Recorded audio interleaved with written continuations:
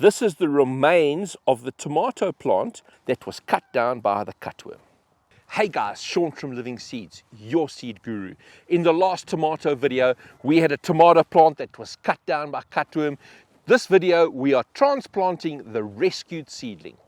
This is the crime scene. So this is the remains of the tomato plant, and you can see it's actually still a little bit green down there, but this is the remains of the tomato plant that was cut down by the cutworm.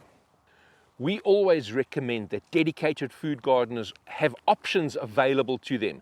The Jiffy 7s give you one of those options. Let's run through exactly what we did over here. The tomato plant was cut down by the cutworm. I showed you in the last video, we took one of these Jiffy 7s, we cut an angle onto the tomato plant or the cut down tomato plant, stuck it into the Jiffy 7. This is 2 weeks later. Look at this beautiful, healthy root growth. Something really interesting to note about this plant. This plant was cut down by the cutworm. We put it into the Jiffy pot. It's been indoors inside our admin office.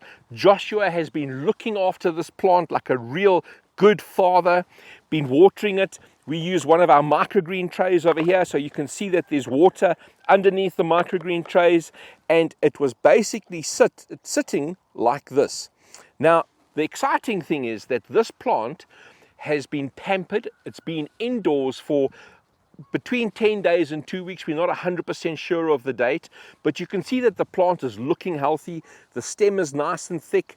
If you compare it to this plant over here that's been outside, this plant has been buffeted. It's had some environmental stresses. It's had chilly evenings, whereas this plant has had a wonderful life.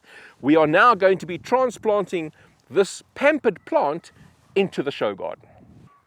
The exciting thing about this is that if you had just discarded the top of this plant, you would have had to grow a completely new seedling from scratch to get it to a transplant point, which is about 6 weeks.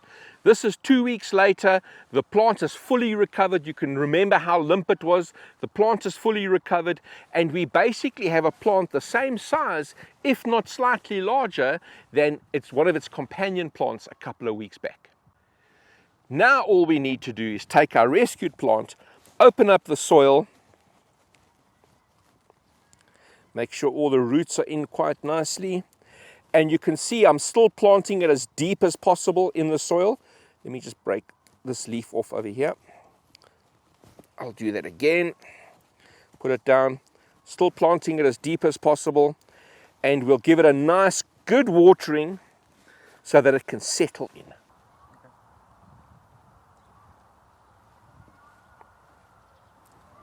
At Living Seeds, we really enjoy doing these videos for you. If you found any value in this video, please like and subscribe. We will make sure that all of our future videos go directly to you. Talking about future videos, our next video is on pruning and staking indeterminate tomatoes, and there's so much information that you really need in that video. Jiffy 7s are one of the things that a gardener, a seedling transplanter, Jiffy 7s. Today we are in the Living Seeds show garden, and our goal is to teach you how to prune and stake your indeterminate tomato plants.